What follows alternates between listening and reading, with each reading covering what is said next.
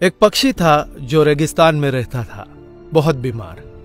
कोई पंख नहीं, खाने पीने के लिए कुछ नहीं, रहने के लिए कोई आश्रय नहीं था। एक दिन एक कबूतर उधर से गुजर रहा था।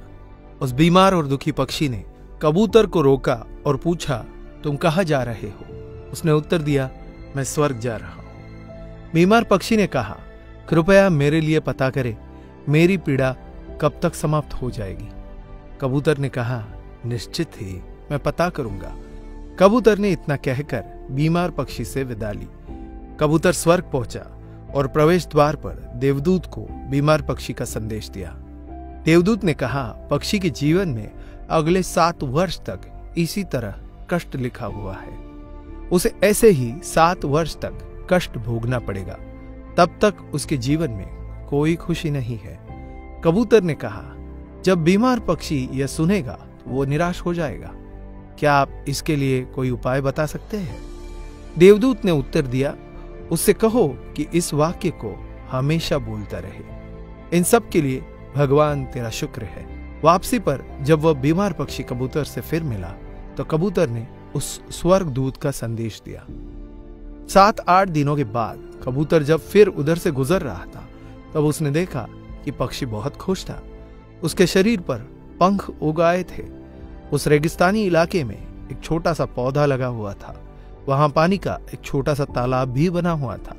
चिड़िया खुश होकर चहचहा रही थी। कबूतर चकित था। देवदूत ने कहा था कि अगले 7 वर्षों तक पक्षी के लिए कोई खुशी नहीं होगी। इस सवाल को ध्यान में रखते हुए कबूतर स्वर्ग के द्वार पर देवदूत से मिलने पहुंच गया। कबूतर ने देवदूत से अपने मन में उठते हुए सवाल को समाधान करने के लिए पूछा तो देवदूत ने उत्तर दिया, हाँ, यह सच है कि पक्षी की जिंदगी में 7 साल तक कोई खुशी नहीं लिखी थी, लेकिन क्योंकि पक्षी हर स्थिति में इन सब के लिए भगवान तेरा शुक्र है बोल रहा था और भगवान का शुक्र कर रहा था, इस कारण उसका जीवन बदल गया। जब पक्षी गर्म रेत पर गिर गया तो उसने कहा, इन सब के लिए भगवान तेरा लाख लाख शुक्र है। जब यह उड़ नहीं सकता था तो उसने कहा, इन सब के लिए भगवान तेरा लाख लाख शुक्र है। तब उसे प्यास लगी और आसपास पानी नहीं था तो उसने कहा, इन सब के लिए भगवान तेरा शुक्र है। जो भी स्थिति हो, पक्षी दोहराता रहा, इन सब के लिए भगवान तेरा शुक्र है। और इसलिए 7 साल 7 दिनों में समाप्त हो गए। जब मैंने यह कहानी सुनी तो मैंने अपने जीवन को महसूस करने, सोचने, स्वीकार करने और देखने के तरीके में एक जबरदस्त बदलाव महसूस किया। मैंने अपने जीवन में इसको अपना लिया। इन सब के लिए भगवान तेरा शुक्र है। इसने मुझे मेरे विचारों को मेरे जीवन में बदलाव लाने में मदद की।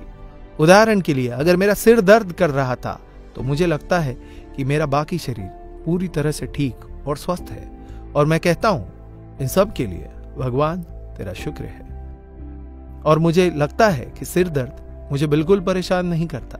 इस भगवान के शुक्राने का मेरे जीवन पर वास्तव में गहरा प्रभाव पड़ा। मुझे लगने लगा कि मैं कितना धन्य हूं, मैं कितना खुश हूं, जीवन कितना अच्छा है।